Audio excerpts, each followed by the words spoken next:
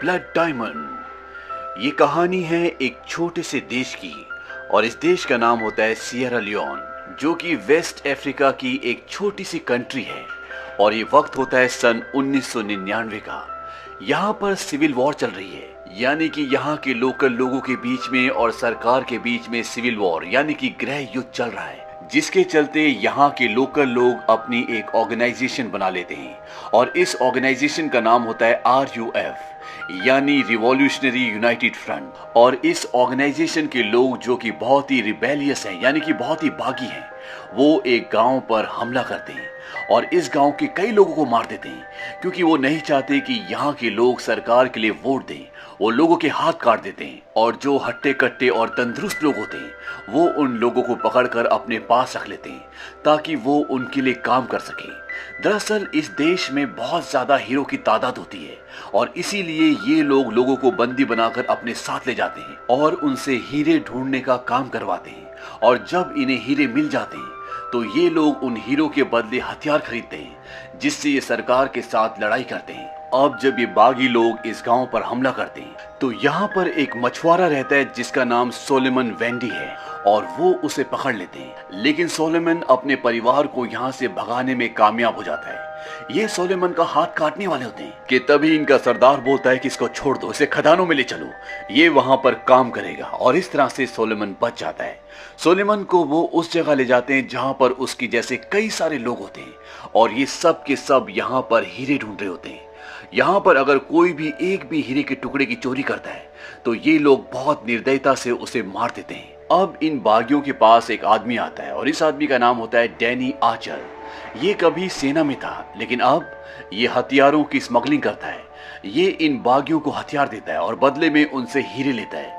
ये यहाँ पर कुछ हथियार देने के बाद उनसे हीरे ले लेता है और जब वो उन हीरो को भेड़ों की खाल के अंदर छुपाकर इस देश से बॉर्डर पार करके लाइबेरिया, जो कि वेस्ट अफ्रीका का दूसरा देश है, वहां ले जा रहा होता है तो सेना के जवान उसे पकड़ लेते हैं और इसके बाद उसे जेल हो जाती है। वहीं दूसरी तरफ सोलोमन वेंडी को हीरे ढूंढते हुए एक बहुत बड़ा हल्का सा पिंक कलर का हीरा मिलता है और वो समझ जाता है कि ये बेशकीमती है। वो उसे चुपके से अपने पैर के नीचे दबा लेता है और वहां पर जो गार्ड होता है वो उसे बोलता है कि मुझे टॉयलेट जाना है। वो कहता है जाओ, और वो टॉयलेट जाने के बहाने उस हीरे को एक कपड़े में बांधकर गड्ढे में दबा रहा होता है कि तभी वहां पर सिपाही आ जाता है। वो बोलता है कि ये हीरा मुझे दो। इससे पहले कि सोलोमन वो हीरा उसे देता, यहाँ पर सेना के लोग आ जाते हैं और वो इन पर हमला कर देते हैं और जो आदमी इससे हीरा मांग रहा होता है वो बुरी तरह से जख्मी होकर बेहोश हो जाता है। सोलोमन उस हीरे को मिट्टी में एक जगह दबा देता है और तभी आर्मी उसे गिरफ्तार कर लेती है और इसको भी उसी जेल में लेकर जाया जाता है जहां पर डैनी आर्चर भी कैदी होता है। यहाँ पर वो आदमी भी होता है जो सोलोमन से वो हीरा लेने वाला था, लेकिन वो जख्मी होकर बेहोश हो जाता है और वो यहाँ पर सबके सामने बता देता है कि सोलोमन के पास एक बहुत बड़ा बेशकीमती हीरा है और उससे बड़ा हीरा मैंने अपनी पूरी जिंदगी में नहीं देखा और जो भी वो हीरा इससे निकलवा के मुझे देगा मैं उसे $1000 दूंगा। लेकिन सोलोमन साफ साफ मना कर देता है। वो कहता है कि मेरे पास कोई हीरा नहीं है। लेकिन ये सब कुछ डैनी आर्चर सुन रहा होता है और वो समझ जाता है कि ये आदमी सच बोल रहा है और सोलोमन के पास कोई हल्का गुलाबी रंग का बड़ा हीरा है। कुछ दिनों बाद डैनी आर्चर रिहा हो जाता है और वो अपने दोस्त को बोलता है कि यहाँ पर एक आदमी है जिसका नाम सोलोमन वेंडी है और उसके पास शायद एक बहुत बड़ा हीरा है। हमें कोई खरीदार की जरूरत होगी और तुम किसी भी तरह से सोलोमन वेंडी को यहाँ जेल से निकालो। और उसका दोस्त ये काम कर देता है। सोलोमन वेंडी भी अब जेल से रिहा हो चुका है। वहीं डैनी आर्चर एक बार में जाता है और वो बार वाले को पैसे देता है क्योंकि उसे एक गन की जरूरत है। यहाँ पर उसकी एक लड़की से मुलाकात होती है जिसका नाम मैडी होता है। वो मैडी से कई बातें करता है, लेकिन जब उसे पता चलता है कि मैडी एक रिपोर्टर है तो वो कहता है बाहर में जाओ और वहां से जाने लगता है। मैडी उसके पीछे जाती है। दरअसल वो ये जानना चाहती है कि सियरा लियोन जिस देश में अभी ये है उसने पिछले 5 सालों से ऑन रिकॉर्ड एक भी हीरा नहीं बेचा, जबकि इनके पड़ोसी मुल्क लाइबेरिया ने 2 बिलियन के हीरो का निर्यात किया है और वहां का जो बहुत बड़ा हीरो का बिजनेसमैन होता है जिसका नाम वेंडी कैप है वो इसके बारे में कुछ भी ऑन रिकॉर्ड नहीं बता सकता और ये वेंडी कैप के बारे में जानना चाहती है, सबूत इकट्ठे करना चाहती है, लेकिन डैनी आर्चर उसे कुछ भी नहीं बताता।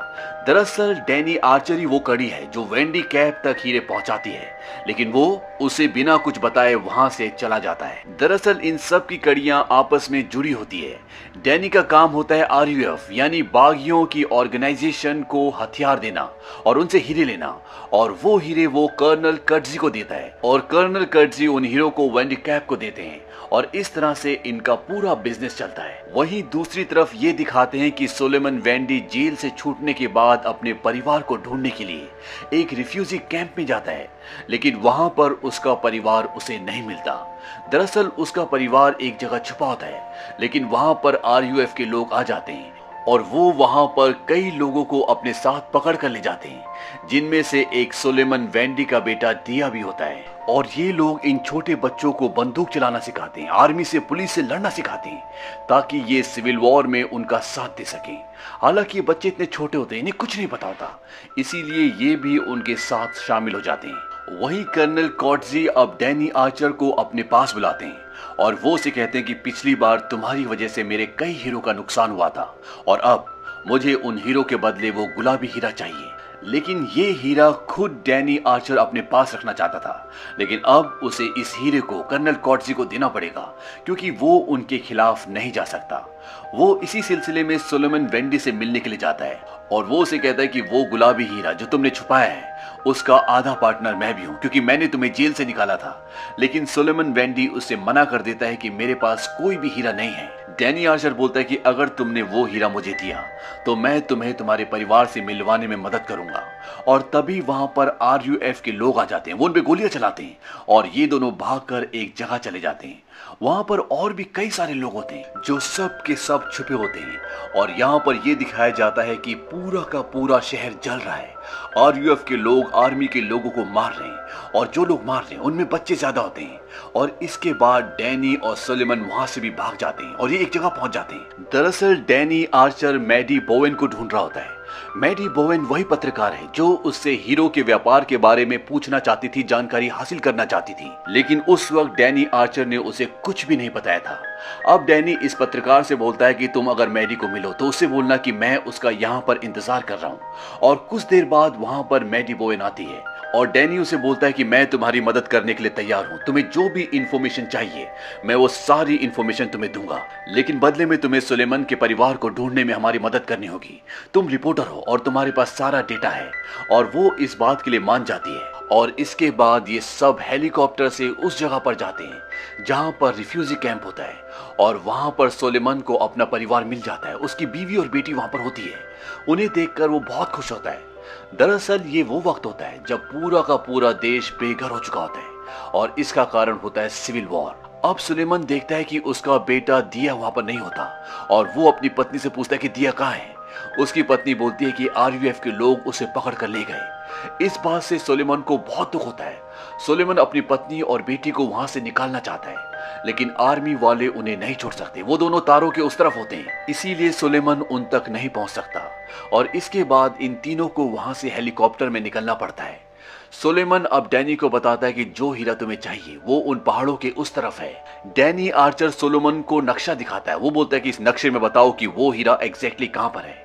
वो बोलता है कि मुझे नक्शे की जरूरत नहीं है, मैं जानता हूं कि वो कहां पर है और मैं तुम्हें वहां पर ले जा सकता हूं, लेकिन वहां पर जाना इतना आसान नहीं है। इसीलिए डैनी आर्चर मैडी के पास जाता है और वो उसे बोलता है कि मुझे किसी भी कीमत पर उस जगह पहुंचना होगा जहां पर हीरा है और मेरे पास और सुलेमान के पास सिर्फ एक ही विकल्प है, अपने आप को बचाने का, सुलेमान के परिवार को बचाने का। वो कहता है कि मैं जर्नलिस्ट बन के जाऊंगा और सुलेमान मेरा कैमरामैन। लेकिन मैडी मना कर देती है क्योंकि उसे उस पर विश्वास नहीं होता। दरअसल मैडी एक बहुत ही अच्छी पत्रकार होती है। वो सच में यहाँ के लोगों की मदद करना चाहती है। वो कहती है कि मैं दर्द भरी कहानियां लिख लिख कर थक चुकी हूँ, लेकिन इसका कोई ज्यादा फायदा नहीं होता। लेकिन जब अमेरिका के लोगों को ये पता चलेगा कि जिस ज्वेलरी को वो पहनते हैं उसमें जो हीरे लगे हुए हैं उन हीरो की कीमत किसी का हाथ या किसी की जिंदगी है, तो वो लोग उन हीरो की चीजों को पहनना खरीदना बंद कर देंगे।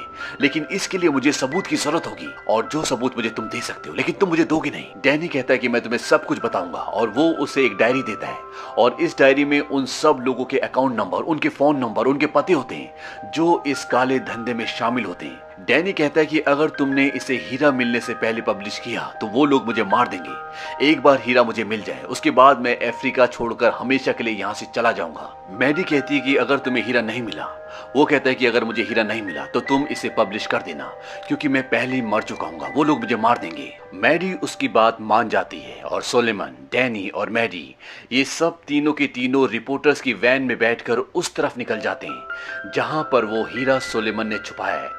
लेकिन जब ये रास्ते में होते हैं तो आरयूएफ के लोग इनकी गाड़ी पर हमला कर देते हैं, लेकिन ये तीनों के तीनों अपनी जान बचाकर कार से वहां से निकल जाते हैं। लेकिन एमयूएफ के लोग इनका पीछा करते हैं और इन्हें जंगल में भागना पड़ता है। वहां पर इन्हें कुछ आदिवासी मिलते हैं और आदिवासी इन्हें एक आदमी के पास ले जाते हैं जो कई सारे बच्चों को पढ़ाता है, उनकी रक्षा करता है, उनकी सुरक्षा करता है और वो इन्हें आसरा देता है। और ये सब यहाँ पर रुक जाते हैं। रात को जब डैनी आर्चर और मैडी बोवेन साथ बैठे होते हैं तो डैनी बताता है कि सन 1978 में मैंने अंगोला की जंग लड़ी थी। उस वक्त काले और गोरे का भेदभाव नहीं था, हम सब भाई भाई की तरह थे। हम लोग कंधे से कंधा मिलाकर लड़े। हमें लगा कि हम कम्युनिज्म के खिलाफ लड़ रहे हैं, लेकिन ये लड़ाई थी तेल के लिए, हाथी दांत के लिए, सोने के लिए, हीरे के लिए। और मैंने कहा कि भाड़ में जाओ। मैंने आर्मी छोड़ दी और अब ये गुलाबी रंग का हीरा मेरा टिकट है। इसके जरिए मैं इस देश को छोड़कर हमेशा के लिए जा सकता हूँ। मैडी उससे पूछती कि तुम्हारे माता पिता को मार दिया गया था। वो बताता है कि जब मैं 9 साल का था तो मेरी माँ का किया गया और उसे गोली मार दी। मेरे पिता के उन्हें उल्टा लटका दिया गया। ये सब देखकर मैं थोड़ा बहुत रोया भी। कभी कभी मैं सोचता हूँ कि क्या ईश्वर हमें माफ कर पाएगा जो सब हमने किया। लेकिन जब मैं अपने आसपास देखता हूँ तो मुझे एक ही जवाब मिलता है कि ईश्वर इस जगह को बहुत पहले ही छोड़कर जा चुका है। ये सारी बातें याद करके वो बहुत इमोशनल हो जाता है और मैडी उसका हाथ पकड़ के उसके प्रति सहानुभूति जताती है। अब अगले दिन ये सब के सब सेना की उस टुकड़ी के पास पहुंच जाते हैं जिसकी कमान कर्नल कर्टजी के पास होती है और यहाँ पर इन्हें ये पता चलता है कि ये सब के सब सियरा लियोन पर हमला करने वाले हैं ताकि सारे बागियों को खत्म कर सके। कर्नल कर्टजी डैनी को बोलते हैं कि अब तुम हमारे साथ हो, हमारे साथ लड़ोगे। लेकिन डैनी ऐसा नहीं चाहता और वो सोलोमन के साथ वहां से भागने का प्लान बनाता है और वो वहां से भागने से पहले मैडी को बोलता है कि हम यहाँ से जा रहे हैं। मैडी और ये अब एक दूसरे को पसंद करना शुरू कर देते हैं। मैडी वहां से जाने से पहले उसे अपना फोन नंबर, एड्रेस, ऑफिस का फोन नंबर सब कुछ देती है और वो कहती है कि तुम मुझे फोन करोगे ना। वो बोलता है कि हाँ, जब भी मैं किसी फोन के सामने आऊंगा तो सबसे पहले तुम्हें कॉल करूंगा। और इसके बाद डैनी और सोलोमन वहां से हीरा तलाशने के लिए निकल पड़ते हैं और जब ये उस जगह की तरफ जा रहे होते हैं जहां पर हीरा है तो तभी ये दिखाया जाता है कि सोलोमन रास्ता बदल देता है और उसे डैनी रोकता है। वो बोलता है कि हीरा इस तरफ है। सोलोमन कहता है कि मुझे अपने बेटे को ढूंढना है और वो उस तरफ है और तुम मेरे मालिक नहीं हो। डैनी कहता है कि इस वक्त मैं तुम्हारा मालिक हूं और जो मैं कहूंगा तुम्हें वो करना पड़ेगा। और इसके बाद इन दोनों के बीच में हाथापाई होना शुरू हो जाती है। लेकिन एक पल ऐसा आता है जब डैनी उसके सिर पर बंदूक तान देता है। सोलोमन कहता है कि मैं पहले मर चुका हूं और मुझे अपने बेटे की मदद करनी है, चाहे तुम मुझे मार भी दो, लेकिन फिर भी मैं वहां जाऊंगा। और इसके बाद डैनी भी समझ जाता है और ये दोनों के दोनों उस तरफ जाते हैं जहां पर सोलोमन का बेटा है। और इसके बाद ये एक बहुत लंबा सफर तय करते हैं और इस सफर को तय करने के बाद ये उस जगह पहुंच जाते हैं जहां पर आरयूएफ के लोग होते हैं और ये वही जगह होती है जहां पर कभी सोलोमन भी था और हीरा भी यहीं पर होता है। लेकिन वो हीरा नहीं ले सकते क्योंकि यहाँ पर बहुत सारे आरयूएफ के लोग हैं और अगर ये उनके सामने गए तो वो इन्हें मार देंगे। इसीलिए डैनी बोलता है कि मुझे कर्नल कर्टजी को फोन करना पड़ेगा ताकि वो यहाँ पर एक हेलीकॉप्टर भेजें और जब वो इन पर हमला करेंगे, इनका ध्यान भटकेगा तो हम वो हीरा ले सकते हैं। सोलोमन बोलता है कि मेरा बेटा भी वहां होगा। वो कहता है कि तुम्हारा बेटा वहां पर नहीं होगा, हमें रात होने का इंतजार करना होगा। और डैनी कर्नल कर्टजी को वहां की लोकेशन बताने के बाद वहां पर सोलोमन के साथ इंतजार करना शुरू कर देता है और धीरे धीरे अंधेरा हो जाता है। यहाँ पर डैनी की आंख लग जाती है और जब उसकी आंखें खुलती है तो वहां पर सोलोमन नहीं होता। दरअसल वो अपने बेटे को ढूंढने के लिए कैंप में नीचे चला गया होता है और उसे उसका बेटा दिख जाता है। वो वहां पर बाकी बच्चों के साथ ताश खेल रहा होता है क्योंकि वो भी आरयूएफ में शामिल हो चुका है। और सोलोमन अपने बेटे का हाथ पकड़ता है। वो बोलता है कि चलो मेरे साथ चलो, लेकिन उसका बेटा उसे पहचानने से पूरी तरह से इनकार कर देता है। वो कहता है कि ये दुश्मन है और वो ऐसा इसलिए करता है क्योंकि आरयूएफ वालों ने उसका ब्रेन वॉश कर दिया होता है। उसे अब ऐसा लगता है कि हमें दुश्मनों से लड़ना है और हमारी दुश्मन यहाँ की सरकार है। अब सोलोमन को बंदी बना लिया जाता है। यहाँ पर वो आदमी भी जेल से छूटकर आ गया होता है जिसने सोलोमन से हीरा उस वक्त छीना था जब उसे मिला था। वो कहता है कि मैंने पूरी जगह खोद डाली लेकिन वो हीरा मुझे कहीं भी नहीं मिला। मैं जानता था कि तुम वापस आओगे और अब तुम मेरे लिए हीरा लेकर आओगे। सोलोमन कहता है चाहे मैं हीरा ले भी आऊं लेकिन तब भी तुम मुझे मार डालोगे। वो आदमी कहता है कि नहीं, मैं तुम्हें नहीं मारूंगा। सबसे पहले तुम्हारे बेटे को तुम्हारे सामने मारूंगा, उसके बाद तुम्हारे परिवार को ढूंढूंगा और तुम्हारी पत्नी का रेप तुम्हारे सामने करूंगा और ऐसा ही मैं तुम्हारी बेटी के साथ भी करूंगा। और सोलोमन को मजबूरी में उसकी शर्त माननी पड़ती है और वो हीरा लेने के लिए जा ही रहा होता है कि तभी वहां पर हेलीकॉप्टर आ जाता है क्योंकि डैनी ने आर्मी को यहाँ की लोकेशन दे दी होती है और आर्मी वाले यहाँ पर जितने भी लोग होते सब पर अंधाधुंध गोली बरसाना शुरू कर देते हैं। उन्हें कोई फर्क नहीं पड़ता कि नीचे कौन है। और इसी गोलाबारी के दौरान सोलोमन उस आदमी को मार देता है जो उससे हीरा मांग रहा था, जिसने उसके बेटे को बागी बनाया है। और यहाँ पर सोलोमन के बेटे को गोलियां भी लगने वाली होती है लेकिन डैनी उसे बचा लेता है और चंद ही पलों में ये पूरा इलाका आर्मी के कब्जे में आ जाता है। यहाँ पर कर्नल कॉटजी भी आते हैं और वो डैनी से पूछते हैं क्या तुम्हें हीरा मिला। डैनी बोलता है उसका हम आधा आधा करेंगे। कर्नल कॉटजी कहते हैं कि तुम अभी उस हालत में नहीं होगे, तुम सौदा करो। डैनी आर्चर बोलता है तो फिर मैं तुम्हें कभी नहीं बताऊंगा। कर्नल बोलता है कि तुम नहीं बताओगे लेकिन ये बताएगा। वहां पर सोलोमन भी होता है। वो सोलोमन से पूछता है कि हीरा कहाँ है लेकिन सोलोमन कुछ नहीं बोलता। डैनी कहता है वो सिर्फ मुझे बताएगा और डैनी सोलोमन के पास जाता है। वो कहता है मुझे बताओ हीरा कहाँ पर है। सोलोमन बोलता है कि मुझे कर्नल कॉटजी पे भरोसा नहीं है। डैनी कहता है कि अगर हमने उसे नहीं बताया तो वो हमारी खोपड़ी उड़ा देगा लेकिन फिर भी सोलोमन नहीं मानता। वो कहता है मैं नहीं बताऊंगा। कर्नल कॉटजी बोलता है कि हमारे पास जबान खुलवाने के और भी तरीके हैं। अब डैनी कर्नल कॉटजी के पास जाता है। वो कहता है कि अगर मैंने तुम्हें हीरा दिलवा दिया तो हमारा सौदा क्या है। कर्नल कॉटजी कहता है कि 70% मेरा और 30% तुम्हारा। डैनी बोलता है कि नहीं, मैं 40 लूंगा और तुम 60 और इनकी डील पक्की हो जाती है। वहीं पर सोलोमन का बेटा होता है और डैनी को पता है कि वो उसका बेटा है। डैनी कर्नल कॉटजी को बता देता है कि ये सोलोमन का बेटा है। सोलोमन का बेटा अब इनके कब्जे में है, इसीलिए सोलोमन को इन्हें उस जगह ले जाना पड़ता है जहां पर उसने जमीन के अंदर उस हीरे को गाड़ा है। वहां पर आसपास और भी कई सारे गड्ढे होते हैं क्योंकि और लोगों ने भी उस हीरे को यहाँ पर ढूंढने की कोशिश की थी लेकिन वो हीरा किसी को भी नहीं मिला था। और अब सोलोमन उस जगह पर खोदना शुरू करता है जहां पर हीरा है। डैनियल जानता है कि हीरा मिलते ही कर्नल कॉटजी उसके साथ इन सबको मार देगा, इसीलिए जैसे हीरा निकलने वाला होता है डैनी उन पर हमला कर देता है और वो कर्नल कॉटजी को भी मार देता है और उसके साथ जितने भी आर्मी वाले होते हैं उन सबको मार देता है। और अब डैनी सोलोमन को बोलता है कि उस हीरे को निकालो। डैनी देखता है कि उसे भी एक गोली लग चुकी होती है और सोलोमन उस हीरे को जमीन से निकाल देता है। ये बेशकीमती हीरा है। और तभी डैनी देखता है कि सोलोमन के बेटे दिया ने उसकी तरफ बंदूक तानी हुई है क्योंकि उसका ब्रेन वॉश हो चुका है। और तभी सोलोमन अपने बेटे को उसके घर की, उसकी माँ की, उसके भाई बहनों की याद दिलाता है जिसकी वजह से दिया को सब कुछ याद आ जाता है। उसकी आंखों में आंसू होते हैं और वो अपने पिता के गले लग जाता है। तभी यहाँ पर आर्मी के और भी लोग आ जाते हैं और वो इन पर गोलियां चलाना शुरू करते हैं लेकिन ये तीनों यहाँ से निकल जाते हैं। और रास्ते में डैनी बोलता है कि वो हीरा मुझे दे दो और सोलोमन उसे हीरा दे देता है। इसके बाद डैनी अपने आदमी को कॉल करता है और वो हेलीकॉप्टर लेकर इन तक पहुंच जाता है लेकिन हेलीकॉप्टर ऊपर पहाड़ की चोटी पर उतरेगा और अब डैनी गोली लगने की वजह से आगे नहीं चल सकता, इसीलिए वो सोलोमन को हीरा वापस करता है। वो कहता है ले जाओ और अपने बच्चे का, अपने परिवार का ध्यान रखना। और वो उसे अपनी गन भी देता है। वो कहता है कि पायलट पर विश्वास मत करना, किसी का विश्वास मत करना। और वो उन दोनों को भेज देता है और खुद वहां पर बैठकर आर्मी जो उनकी तरफ आ रही होती है उन्हें रोकता है। इसके बाद वो मैडी को भी कॉल करता है और वो कहता है कि तुम सोलोमन से मिलना, सोलोमन को तुम्हारी जरूरत है और उसके पास एक बेशकीमती चीज है। मैडी समझ जाती है कि डैनी आर्चर को चोट लगी है, वो उसकी मदद करना चाहती है लेकिन अब बहुत देर हो चुकी है। डैनी मैडी से बोलता है कि मुझे खुशी है कि मैं तुमसे मिल सका और ये बात तुम जानती हो, ये दोनों एक दूसरे को कहीं ना कहीं प्यार करते हैं, हालांकि इन्होंने कभी इजहार नहीं किया। और इसके बाद डैनी की मृत्यु हो जाती है और इसके बाद ये दिखाया जाता है कि सोलोमन लंदन पहुंच जाता है जहां पर उसे मैडी मिलती है। और इसके बाद सोलोमन वेंडी कैप से एक सौदा करता है। दरअसल ये सौदा किया था डैनी ने और इस सौदे को अब पूरा सोलोमन कर रहा होता है। और इस बेशकीमती हीरे के बदले वेंडी कैप सोलोमन को उसका परिवार लौटाता है और उसे बहुत सारे पैसे भी देता है।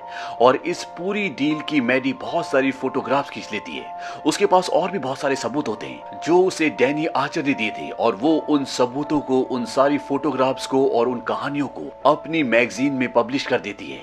और वेंडी कैप का पूरा भांडा फूट जाता है और अंत में ये दिखाया जाता है कि सोलोमन एक कॉन्फ्रेंस में जाता है और इस कॉन्फ्रेंस का नाम होता है ब्लड डायमंड।